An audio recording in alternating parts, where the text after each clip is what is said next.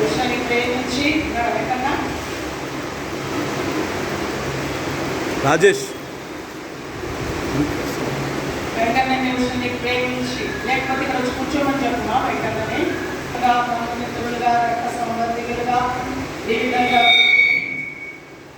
ప్రభుని స్థుతించడానికి ప్రభు ఇచ్చిన సమయాన్ని బట్టి దేవునికి మహిమలు దాకా వచ్చిన మీ అందరికీ ప్రభు పేద చేస్తూ ఉన్నాను. ఈ సమయంలో దేవుని యొక్క లేఖన భాగంలో నుంచి కొన్ని మాటలు మనం ధ్యానించుకుందాం. దేవుని బిడ్డలారా, దేవుని పిల్లలమైన మనము ముఖ్యంగా కుమార్తె జీవితంలో చేసిన మేలు పుట్టిన ప్రతి ఒక్క బిడ్డలు అది కుమార్తెలే కానీ కుమారులే కానీ ఎదుగుదల అనేది చాలా అవసరం. ముఖ్యంగా శారీరకంగా బిడ్డ ఎదిగిన కారణాన్ని బట్టి మనిషికి 4 కాలాలు: బాల్యకాలం, యవన దశ, నడిప్రాయం, దేవుని ద్వారా వృద్ధాప్యం. ఈ 4 కాలాలలో దేవుని ద్వారా ప్రశ్నిప్రాయమును దాటింపచేసి యవన దశలోకి బిడ్డని దేవుడు తీసుకొచ్చారు. ఈ కాలం అనేది చాలా భయంకరమైన కాలం. ఈ యవ్వన దశ అనేది భయంకరమైన కాలం అని చెప్పడానికి ఏ విధమైన సందేహం లేదు. బాల్యకాలం అంతా కూడా ఏదో ఆటపాటలతో గతించిపోతూ ఉంటుంది.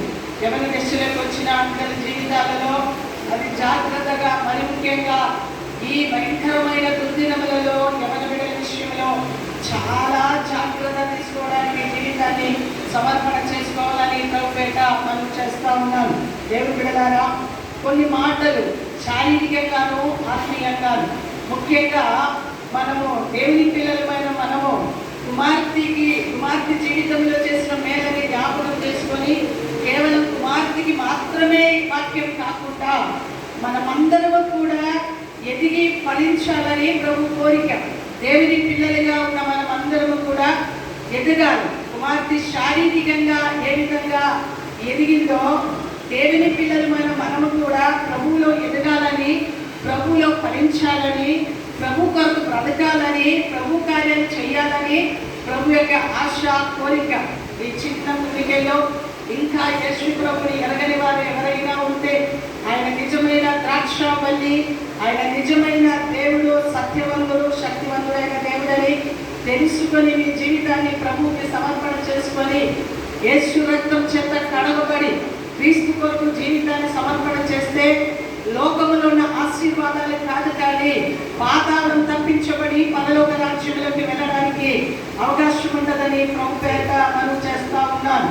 ఆయనే సత్యం, ఆయనే జీవం, ఆయనే మార్గం, ఆయన తప్ప లోకంలో ఏ దేవుడు లేడు అనే సత్యాన్ని, పాతాళాన్ని తప్పించే నాథుడు యేసు ప్రభు తప్ప ఇంకొకరు లేరు. లోకములో ఎన్నైనా ఆస్తి సంపాదించవచ్చు, అంతస్తు సంపాదించవచ్చు, ఐశ్వర్యం సంపాదించవచ్చు, వెండి బంగారాలు సంపాదించవచ్చు. పరలోకం సంపాదించాలంటే క్రీస్తు ద్వారా మాత్రమే అనే సత్యాన్ని దైవ సేవకురాలుగా తెలియజేస్తా ఉన్నాను. హల్లెలూయా, హల్లెలూయా, అందరి కళ్ళు చెప్తాము. హల్లెలూయా.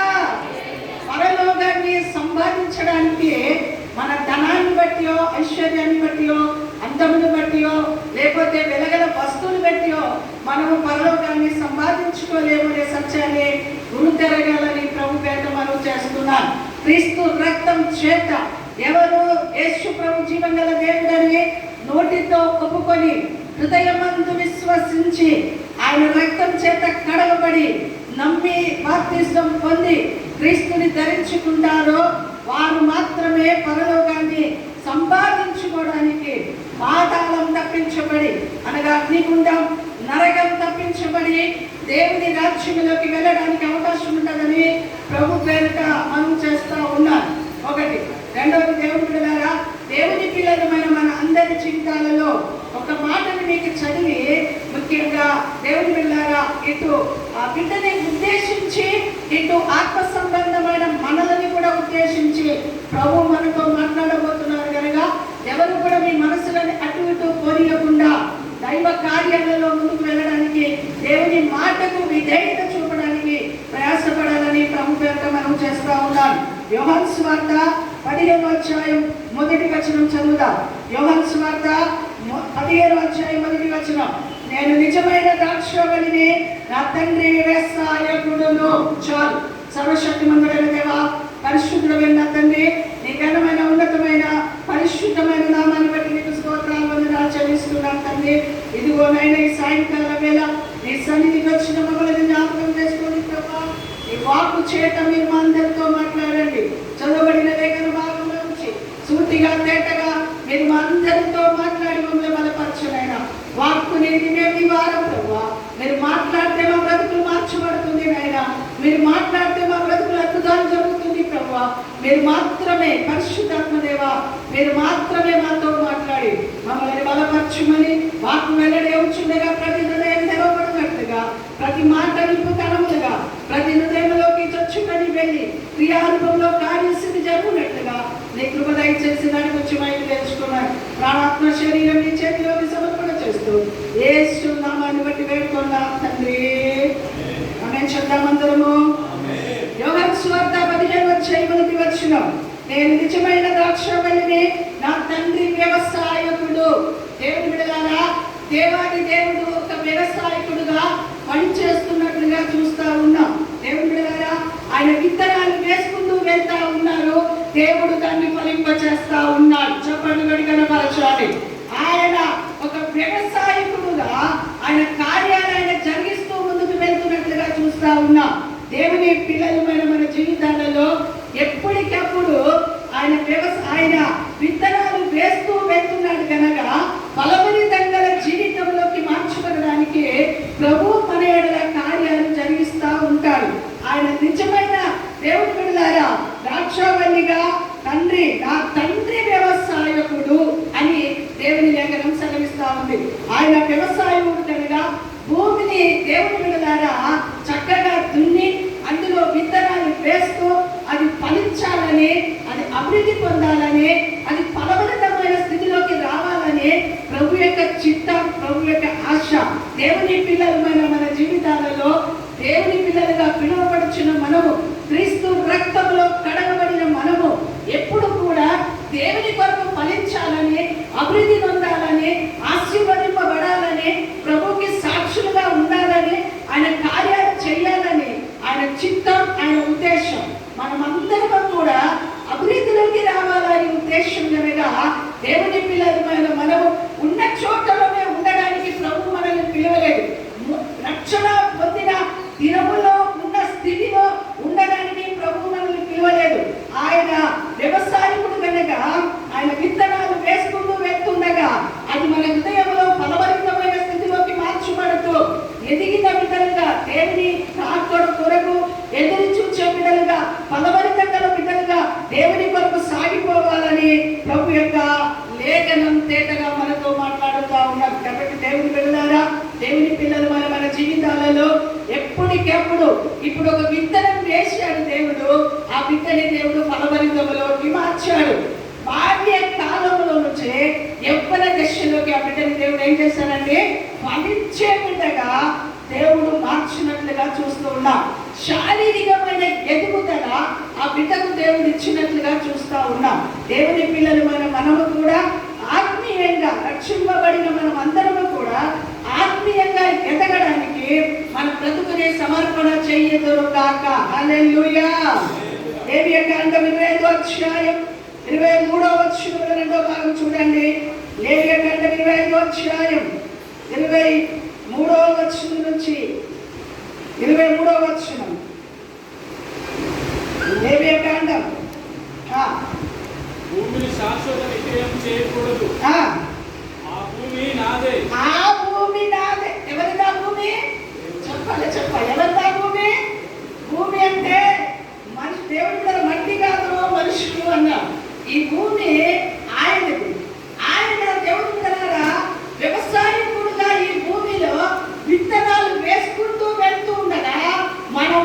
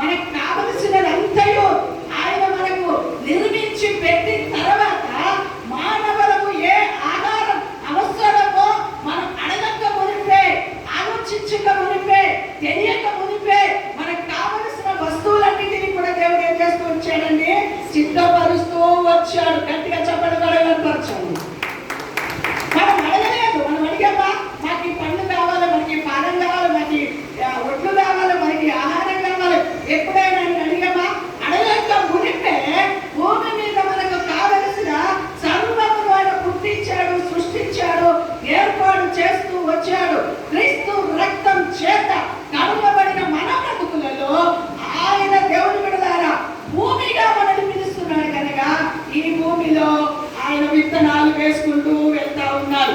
ఈ భూమి నిత్యము ఫలమిచ్చే భూమిగా మార్చబడదురుగాక, ఫలభరిత బిడ్డలుగా మార్చబడదురుగాక, దేవుని దృష్టికి అంగీకారమైన బిడ్డలుగా మార్చబడదురుగాక, ఆయన చిత్తం నెరవేర్చే భూమిగా ఈ భూమి మార్చబడదురుగాక. ఈ భూమి ఎవరిదంట? ఆయనది. ఈ భూమి ఆయనది. మనము మన సొత్తు కాదు, మన శరీరం మనది కాదు, మనదేది మనది కాదు, సమస్తమైనది. భూమి ఆయనదే, ఆకాశమైనదే, సూర్య చంద్రులు భూమి మీద పుట్టించిన సమస్తం ఆయనదే. మీకు నచ్చింది తినండి, నాలో ఎదగండి అని చెప్పాడు. దేవుని బిడ్డలారా, దాని కొరకు ప్రభు మనల్ని పుట్టించాడు కనుక ఆ యొక్క ఏర్పాటులో దేవుని పిల్లలమైన మనము దేవుడిని మనం ఏమి అడగకపోతే భూమి మీద సమస్తమును సృష్టించి మన కొరకు పెట్టాడు కనుక ఆ వాటిని అనుభవిస్తూ ప్రభువుకి మహిమకరంగా మనం బ్రతుకుదరం కాక. చెప్పండి కొట్టి కనపరచు, గట్టిగా చెప్పండి కదా. దేవుని సన్నిధిలో మన జీవితాన్ని సమర్పణ చేయడానికి ప్రయాసపడాలని ప్రభు పేట మనం చేస్తా ఉన్నాం. 44వ కీర్తన 2వ వచనం చదవగా, 44వ కీర్తన 2వ వచనం, 44వ కీర్తన 2వ వచనం.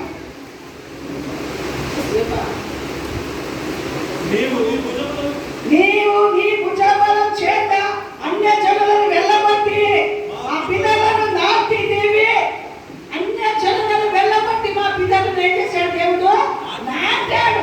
ఇప్పుడు చూడు, ఎక్కడో ఉన్న వెంకటని తీసుకొచ్చి, ఉషని తీసుకొచ్చి హైదరాబాద్ మహాపటంలో నాటాడు దేవుడు. చెప్పబడి కావచ్చు.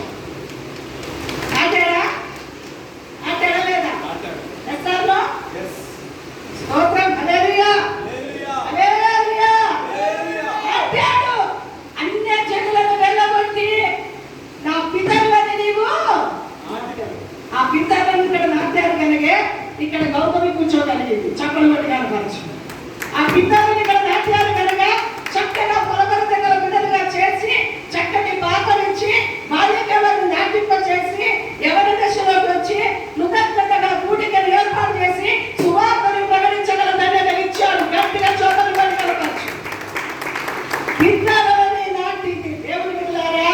మన పితరులను నాటారు కనుక భారతదేశంలో మనం నివసించగల ధన్యతనిచ్చాడు దేవుడు. ఆయన సమస్తం మన కొరకు దారపోసాడు.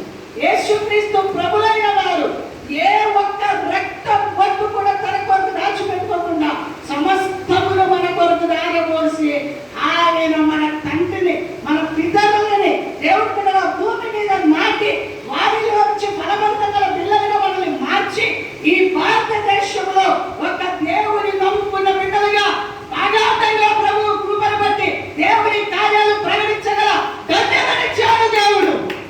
ఈ ధన్యత లేని వారెవరైనా సరే ఈ రాత్రి యేసు ప్రభువుని నమ్ముకొని వెంబడించండి. యేసువే మార్గం, జీవం. ఆయన ఒక్కడే సత్యవంతుడు.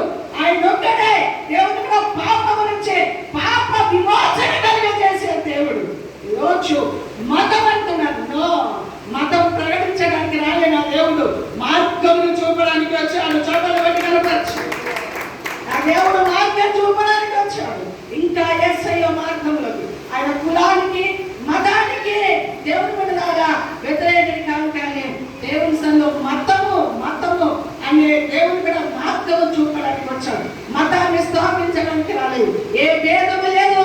అందరూ దేవుని అంగీకరించి క్రీస్తు కొరకు బ్రతకడానికి మార్గం చూపడానికి వచ్చాడు. బైబిల్ గ్రంథం చదివిస్తా ఉంది, అందరూ మారు మనసు పొందగలరని దేవుని చిత్తమై ఉన్నది కనుక ప్రతి మోకాలు ఉండవలను, ప్రతి నాలుక దేవుని స్తుతించవలను. చప్పట్లు కొట్టి కనపరచండి.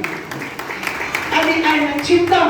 అవునన్నా కాదన్నా ఇది సత్యం. దేవుడు ఒకప్పుడు అలాగే మా కులము బలామిది, మా కులం అది, మా కులం ఇది అంత భయంకరమైన పరిస్థితిలో దేవుడి ద్వారా కులాన్ని ద్వేషించు వారి ఇంటికి రాకూడదు, మీరు మీ ఇంటికి వెళ్ళకూడదు. 28వ సమయం లేదు కనుక త్వరగా చూపించే మొదటికి వెళ్తాను. ఆదికాండం పాత నిబంధన గ్రంథములు దేవుడి శరీర సంబంధమైనదైతే కొత్త నిబంధన గ్రంథం ఆత్మ సంబంధమైన కార్యాలను సూచిస్తున్నట్టుగా చూస్తా ఉన్నాం. దేవుడు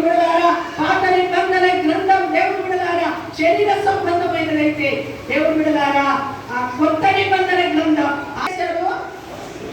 చెప్పాలి దేవుడు వారిని ఏం చేశారు? ఆశీర్వదించాను. మీరు ఫలించి మా ఫలించిందే లేదా చెప్పండి. మా ఒక చెట్టు వేసినప్పుడు ఆ చెట్టు ఒకేసారి మా కాయ రాదండి. ఫస్ట్ ఏమొస్తుంది? పువ్వులు, తర్వాత ఏమొస్తుంది? కాయ, తర్వాత ఏమొస్తుంది? పెద్దగా అవుతుంది. ఆ కాయ పెద్దగా అయిన తర్వాత పండు అవుతుంది. వాటికి కూడా 4 రకాలు, 4 తరాలు వాటికి కూడా దేవుడు రాసి పెట్టాము. ఫస్ట్ పువ్వులు వచ్చిన తర్వాత పిందె చిన్న దేవుడి మీద కాయ వచ్చిన తర్వాత అది పెద్దగా అయిన తర్వాత లాస్ట్కి దానికి పండుగ మార్చబడుతున్నట్లుగా చూస్తా ఉన్నాం.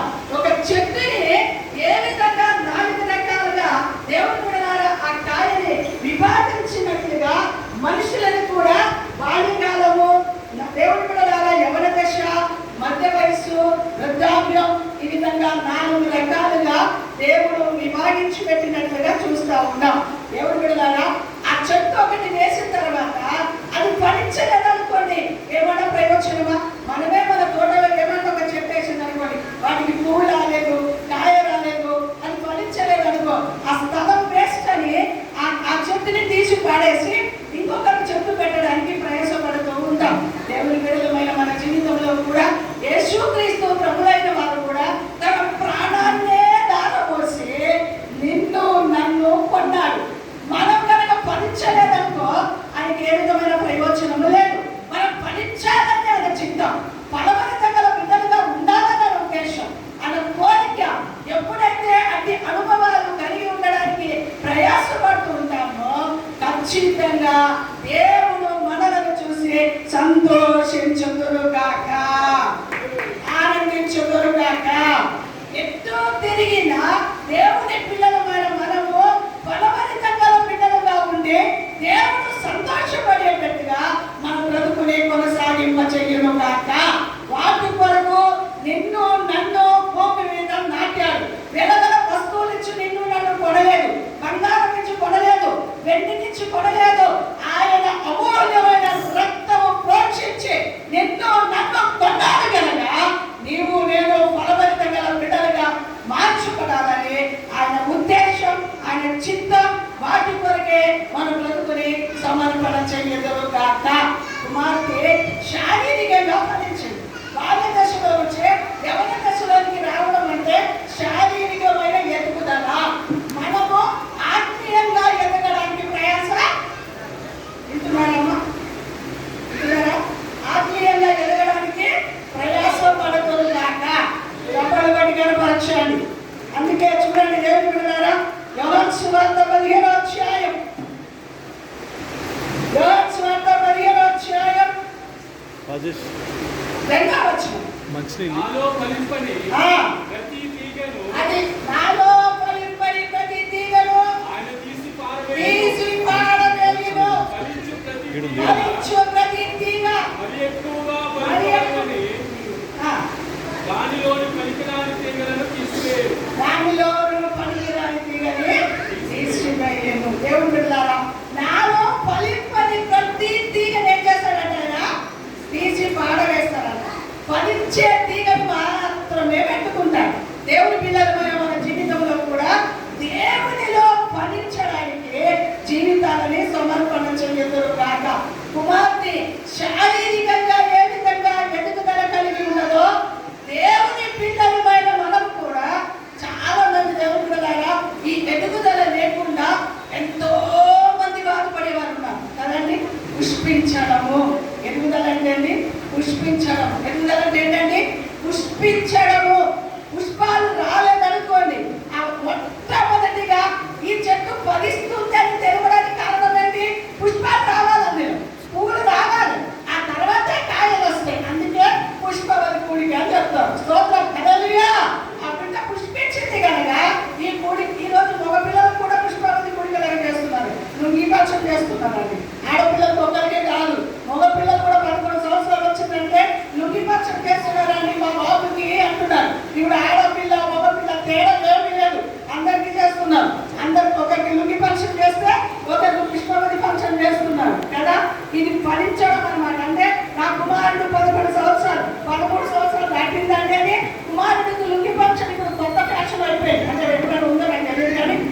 అయితే ఎక్కువగా కొంత ఫ్యాషన్ ఎక్కువ అయిపోయింది అనమాట. స్తోత్రం. హల్లెలూయా, హల్లెలూయా. పుష్పించడము. అందుకే నాలో ఫలించని ప్రతి తీగని తీసి ఏం చేస్తున్నానండి? పడేస్తాను. ఫలించే తీగలని మరింత ఫలించేటట్టుగా దేవుడు వాటికి నీరు పోస్తాడు, ఎరువేస్తాడు, విత్తనాలు విత్తుకుంటూ పోతాడు. బలపరితంగా పిల్లలుగా నా పిల్లలు ఉండాలి, ఆయన రాకడకు సిద్ధపరచబడాలని ఆశతో ఆయన విత్తుతనే ఉంటాడు. చెప్పలు పడి కనపరచు.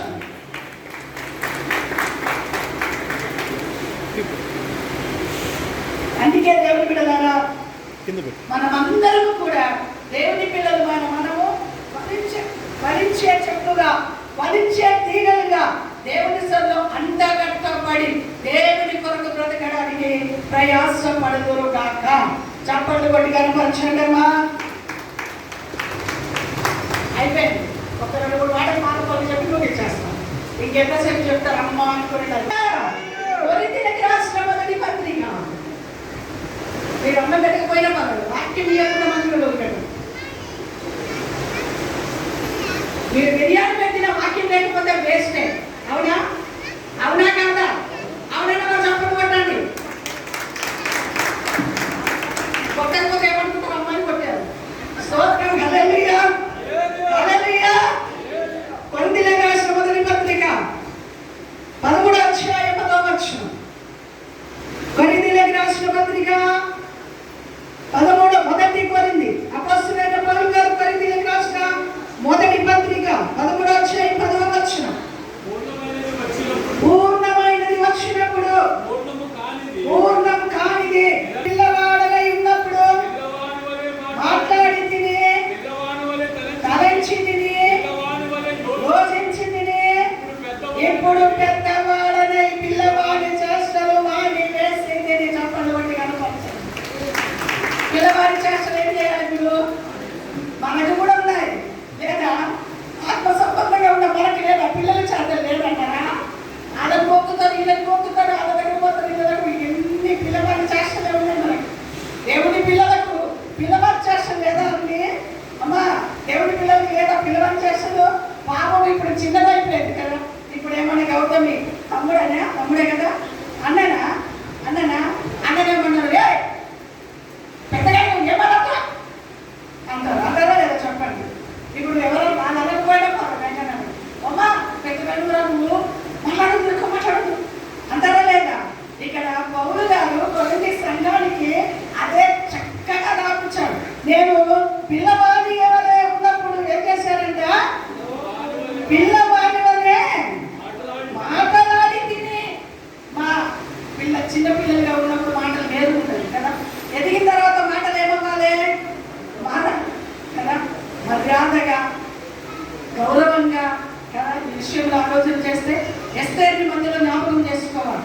తల్లి తండ్రి లేని ఎస్తేరు దేవుని బిడ్డలారా పిల్ల తండ్రి దగ్గర ఎదిగిన తర్వాత ఆ కుమార్తె వందలాది వేలాది ప్రజలకు మేలుకరమైన బిడ్డగా మార్చబడడానికి ఎస్తేరు ఒక కారణాలుగా మార్చబడింది. కారణం ఏంటంటే ఆమె జీవితము దేవుని చేతిలోకి సమర్పణ చేసుకొని ఏదైతే తన పిల్ల తండ్రి చెప్పాడో ఆ మాటకు విధేయత చూపి దేవుని సన్నిధిలో సాగిపోయిన కారణాలను బట్టి ఉన్నతమైన ఆశీర్వాదానికి పాత్రురాలుగా దేవుని దయ పొందిన బిడ్డగా మార్చబడింది. చెప్పలు బట్టి కనపరచండి. దేవుని దయ నిజంగా మన పిల్లల మీద ఎవరి దయ ఉండాలి? మన పిల్లలందరూ కూడా దేవుని దయలో వర్ధిల్లాలని ప్రభు కోరిక, ప్రభు ఆశ. దానికి తల్లిదండ్రులు తప్పక వారిని దేవునిలో పెంచడానికి, వాక్యంలో పెంచడానికి. ఇప్పుడు మాటికి ఏమన్నా చిన్న పొరపాట్లు పిల్లలు చేసినప్పుడు మాటికి పిల్లలని హెచ్చరిక చేస్తూ ఉండాలి. తల్లి చాటున ఆడపిల్లలను ముఖ్యంగా పెట్టుకోవడానికి ప్రయాస పడాలి. లోకం చూస్తే భయంకరమైన పరిస్థితి. సెల్ ఫోన్లు, టీవీలు, లోక సంబంధమైన ఫ్రెండ్షిప్. ఈరోజు 7th 8th క్లాస్ పిల్లలని భయంకరంగా పాడు చేస్తూ, పతనం చేస్తూ, భయంకరమైన పాపములో పడేస్తుండగా వాటికి మన పిల్లలు గురి కాకుండా ఉండడానికి దేవుని యొక్క వాక్యంలో వారిని పెంచడానికి ప్రయాస పడదురు కాక. అందుకే దేవుని బిడ్డలారా, అపొస్తలుడైన పౌలు గారు కొరింథీ సంఘంలో సెలవిచ్చిన మాట ఏంటంటే, ఎదుగో నేను పిల్లవాడిగా ఉన్నప్పుడు పిల్లవాడిగానే మాట్లాడుతున్నాను, కానీ ఇప్పుడు నేను ఏమయ్యాను, పెద్దవాడనయ్యాను, పిల్లవాడి చేష్టలో ఆడి వేశాను. తలంపు కానీ ఆలోచనలు కానీ అన్నీ కూడా ఒక మర్యాదకరమైన తలంపులు ఆలోచనలు పిల్లలకి వచ్చేటట్టుగా, పిల్లలలోకి ఎదిగిన పిల్లల్లోకి వచ్చేటట్టుగా తల్లిదండ్రులైన మనము ఖచ్చితంగా ఆ పిల్లలని వాక్యంలో, సండే స్కూల్లో, దేవుని సన్నిధిలో ప్రతి ఆదివారం పాపని తీసుకొచ్చి మందిరంలో కూర్చోబెట్టాలి. ఖచ్చితంగా దేవుని వాక్యానికి వారి విధేయులవ్వాలి. వాక్యం చేత వారు కడగబడాలి. రానున్న దినంలో రక్షణ పొందాలి. క్రీస్తు రక్తంతో కడగబడాలి. క్రీస్తు కొరకు వారు బ్రతకాలి. చోపలు కొట్టాలి. అట్టి అనుభవంలోకి మన పిల్లలను పెంచడానికి ప్రయాసపడదురుగాక. చాలా మంది ఒక్క అమ్మాయి ఉందనుకోండి, ఎలా ఉంటుందండి అది స్తోత్రాలు కదా. అది ఎక్కడ చూపించాలంటే ఇంటి దగ్గర చూపించాలి, బట్ట దగ్గర చూపించాలి, దేవుని విషయంలో చూపించదు. కాదు, దేవుని సన్నిధిలో క్రమశిక్షణలో పెంచితేనే వారు మీకు మంచి పేరు సంపాదించదు కాక. పలానా అమ్మాయి అండి, పలానా ఎంకన్నా ఉషా కుమార్తె అండి, అమ్మాయిని చూస్తే అమ్మాయిలా ఉండాలండి అని 10 మంది చెప్పాలి. చెప్పడం కనపరచండి. అర్థమవుతుందా? పలానా అమ్మాయిలా ఉండాలండి. ఎస్తేర్ ఎందుకు జ్ఞాపకం చేసుకున్నాం? ఎస్తేర్లా ఉండాలని, దేవుడిలో ఎదగాలని, దేవుడు తల్లిదండ్రులు లేకపోయినా తన పిన్న తండ్రి చెప్పిన ప్రతి మాటకు విధేయత చూపి తన్ను తాను దేవునిలో అలంకరించుకొని దేవుని కొరకు బ్రతికి దైవ కార్యాలు చేసి వేల ప్రజలకు మేలుకరమైన కుమార్తెగా మార్చబడింది. చదవబడి కనపరచము. ఆమెను ఎందుకు మనం జ్ఞాపకం చేసుకుంటున్నామంటే ఆమెలో ఉన్న సమర్పణ, ఆమెలో ఉన్న భక్తి, ఆమెలో ఉన్న విధేయత, ఆమెలో ఉన్న దేవుని బిడ్డలారా దేవుని కొరకున్న తృష్ణ, దైవ కార్యాలు, ఇవన్నిటిని బట్టి ఆమెని మనం జ్ఞాపకం చేసుకుంటూ ఉన్నాం. అందుకే మన పిల్లలను కూడా 10 మంది జ్ఞాపకం చేసుకునేటట్టుగా ఫలానా వాళ్ళ అమ్మాయి అండి, బ్రతికితే అమ్మాయిలాగా బ్రతకాలండి, బ్రతికితే ఆ అమ్మాయిలాగా ఉండాలండి, భక్తి చేస్తే అమ్మాయిలాగా భక్తి చేయాలండి, దేవుని కొరకు అమ్మాయిలాగా బ్రతకాలండి అని మనకిచ్చిన పిల్లలు 10 మందికి మాదిరికరంగా మార్చబడుతురుగాక. అట్టి అనుభవంలోకి మార్చబడాలి. పెద్దవారి దేవుడు చిన్న పిల్లల వారి చేష్టం ఏమైందంట, మాని వేసి ఏం చేస్తున్నారంటే ఆయన దేవుని దృష్టికి అంగీకారంగా బ్రతుకుతున్నట్లుగా చూస్తా ఉన్నాం. మనం కూడా మనకిచ్చిన పిల్లలు, కుమార్తె గౌతమి కూడా గత దినములో ఉన్నట్టు కాకుండా దేవుని సన్నిధిలో వాక్యం చదవాలి. స్కూల్ నుంచి రాగానే, స్కూల్కి వెళ్ళేటప్పుడు వాక్యం చదవాలి, ప్రార్థన చేయాలి. తల్లిదండ్రులు ఏమని చెప్తే వెంటనే విధేయత చూపాలి. దేవుని సన్నిధిలో భక్తి గల బిడ్డగా బ్రతకాలి. లోకం వైపు చూడకు, లోక సంబంధమైన వాటికి లోను కాకుండా ప్రభు సన్నిధిలో భక్తిలో ఎదిగి ఫలించి అటు తల్లిదండ్రులకు పుట్టించిన దేవునికి దేశానికి మంచి పేరు సంపాదించుకుందరుగాక. అట్టి అనుభవంలోకి అందుకే అంటారు సామెతల గ్రంథం 1వ అధ్యాయం 8-9 వచనం. సామెతల గ్రంథం 1వ అధ్యాయం, సామెతల గ్రంథం 1వ అధ్యాయం 8-9 వచనం. నా కుమారుడా, నీ తండ్రి ఉపదేశము ఆలకించుము, నీ తండ్రి చెప్పు బోధను త్రోసివేయుము. అవి నీ తలకు సొగసైన మాలికయు, నీ కంఠములకు హారములైన. హారం ఎంత పెద్ద హారాలు వేసుకుంటారు ఇప్పుడు. దేవుని ఉపదేశం, తల్లిదండ్రుల యొక్క ఉపదేశాలంట కంఠములకు ఏంటంటే హారమై ఉన్నది. ఎప్పుడైతే తల్లిదండ్రుల యొక్క ఉపదేశానికి లోబడి విధేయత చూపి సాగిపోతారో అది పిల్లలకు చాలా గొప్ప ఆశీర్వాదాలు కలుగజేస్తున్నట్లుగా చూస్తా ఉన్నాం. అందుకే నా కుమారుడా, తండ్రి ఎవరి ఉపదేశం మరవద్దంట, నీ తండ్రి ఉపదేశం మరవద్దు. తల్లి చెప్పు బోధ ఉషమ్మ మంచి బోధ చేయాలి నువ్వు బిడ్డకి. యేసు రక్తమే జయం.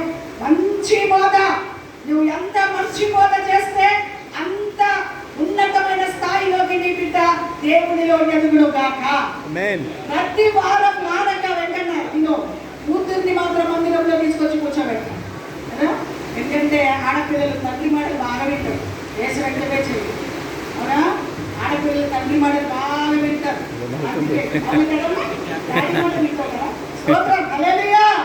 కాబట్టి ఏది ఏమైనా ఆదివారం మానకుండా పాపని మందిరంలోకి తప్పక తీసుకొని రావాలి. వాక్యం వినేటట్టుగా వాళ్ళని ప్రోత్సహించాలి. వాక్యం చదివేటట్టుగా ప్రోత్సహించాలి. తిన్నావా లేదని కాదు, ఈరోజు ప్రార్థన చేసావా బిడ్డ, ఈరోజు వాక్యం చదివావా బిడ్డ, ఈరోజు దేవుడిలో ఉన్నావా అని ఏ పూటకు ఆ పూటను అడగగలిగితే, ఆ బిడ్డని దేవుని కొరకు పెంచగలిగితే సమాజంలో ఒక విలువైన బ్రతుకు ఆ బిడ్డకు దేవుడు అనుగ్రహించును గాక. తల్లిదండ్రులకు ఎక్కడ నిలబడినా మంచి పేరు, కాలేజీలో, స్కూల్లో, వీధిలో, సంఘంలో, ప్రతి స్థలములో మంచి పేరు సంపాదించే బిడ్డగా మార్చబడడానికి. ఎందుకంటే తండ్రి ఉపదేశము, తల్లి బోధ, ఈ రెండు కలిస్తే ఖచ్చితంగా వాక్యానికి విధేయత చూపి దేవుని సంలో సాగిపోయే బిడ్డగా మార్చబడితే ఆ బిడ్డకు రానున్న తెలుగులో ఒక ఉన్నతమైన భవిష్యత్తు దేవుడు అనుగ్రహించును కాక. యేసుక్రీస్తు ప్రభులైన వారు కూడా మనుషుల దయ్యందు దేవుని కృపయందు. లూకాసు వార్త 2వ అధ్యాయం 52వ వచనం. లూకాసు వార్త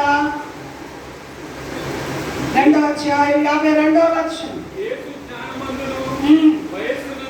యేసు మన దేవుడు ఎవరండి? జ్ఞానవంతుడు, వయస్సునందును, దేవుని దయ్యందును, మనుషుల దయ్యందును వర్ధిల్లుచు ఉండెను. చప్పట్లు కొట్టి కనపరచండి. దేవాది దేవుడు కూడా భూమి మీద ఉన్న దినములలో దేవుని సన్నిధిలో దేవుని జ్ఞానవంతుడు, దేవుని జ్ఞానవంతుడు, మనుషుల దయ్యందును దేవుని బిడ్డలారా ఆయన ఏం చేస్తూ వచ్చారండి? వర్ధిల్లుతూ వచ్చారు. చాలా మంది మనుషుల దయ్యొద్దు, దేవుని దయ్యొద్దు అనేది అంటారు. వారి సంగతి మనకు అవసరం. కానీ మనం ఆరాధించిన దేవుడు, మనం ఆరాధిస్తున్న దేవుడు, సృష్టికర్త అయిన దేవుడు కూడా భూమి మీద సంచరించుచున్న దినములలో మనుషుల దయ కోరుకున్నాడు. దేవుని దయ దేవుని బిడ్డలారా కోరుకున్నాడు. దైవిక జ్ఞానాన్ని కోరుకున్నాడు. ఎప్పుడు కూడా దేవుని పిల్లలమైన మనము మన పిల్లలు మనుషుని యొక్క దేవుని దయలో ఎదగడానికి పెద్దలకు విధేయత చూపించినప్పుడు వారు గాడ్బెస్సి బిడ్డ అంటే చాలా దయ మీ మీద ఉండిపోతారు. చప్పలు కూడా కనపరచు. మమ్మీ డాడీ దేవుడిని దీవించిన వాక అన్నారు అనుకో, మమ్మీకి ఏమైనా పని చేసి పెట్టింది అనుకో, అబ్బా బిడ్డ నేను దీవించిన వాక అంటారు. అర్థమైందా? అప్పుడు ఆ దయ ఉండిపోతుంది. డాడీకి ఏమైనా పని చేసి పెట్టింది అనుకో, బిడ్డ నేను దేవుడు దీవించిన వాక అన్నారు అనుకో, అంతే. మా పిల్లల్ని ఎప్పుడు అదే చేస్తాం. మనం అందరూ మన పిల్లల్ని ఏం చేయాలి తెలుసా? ఎప్పుడు దీవిస్తూనే ఉండాలి, ఎప్పుడు దీవిస్తూనే ఉండాలి. ఆ దీవెనలు అలా ఉండిపోతుంది మన పిల్లల మీద. తల్లిదండ్రులను మనం మీరు దీవించిన కాక బిడ్డాలండి. వాళ్ళ పిల్లలు కొడుకులైనా సరే, కూతుర్లైనా సరే, మిమ్మల్ని దీవించిన కాక అని చెప్తే ఆ దీవెనలా మన పిల్లల మీద ఏమవుతుందండి? ఉండిపోతా ఉంటారు. దేవుని బిడ్డలారా, చాలా మంది బ్రతుకులలో అలాంటి అనుభవాలు లేని రోజు లేదు. ఎందుకంటే పిల్లలు తిరుగుబాటు చేస్తున్నారు కనుక, చాలా మంది తల్లిదండ్రులు గాయపరచబడుతున్నారు కనుక ఆ దీవెనలు వారు పొందుకోలేకపోతా ఉన్నారు. ఈ రోజు దేవుని బిడ్డలమైన మన జీవితాలలో మనం మన పిల్లలని దీవించేటట్టుగా మన పిల్లలు మన మాటలు ఏమవ్వాలి? వినాలి. విని వాటి ప్రకారం నడిస్తే ఖచ్చితంగా యేసుక్రీస్తు ప్రభులైన వారు లోకంలో సంచారం చేసిన దినములలో ఆయన దేవుని జ్ఞానమందు, మనుషుల దయందు, దేవుని కృపలో వర్ధిల్లుచు ఉన్నట్లుగా చూస్తూ ఉన్నాం. మనం కూడా అతి అనుభవంలోకి మన పిల్లలని పెంచుతూ మనము కూడా దేవుని జ్ఞానంలో ఎదగాలి. దేవుని పిల్లలమైన మనం కూడా ఇష్టం వచ్చినట్టుగా తిరగద్దు, ఇష్టం వచ్చినట్టుగా మాట్లాడద్దు, ఇష్టం వచ్చిన పనులు చేయొద్దు. మనకి ఇష్టం వచ్చిన పని కాదు, దేవునికి ఇష్టం వచ్చిన పని మనం చేయదురు గాక. దేవునికి ఇష్టం వచ్చిన మాటలు మనం మాట్లాడుదురు గాక. దైవిక జ్ఞానంతో నింపబడు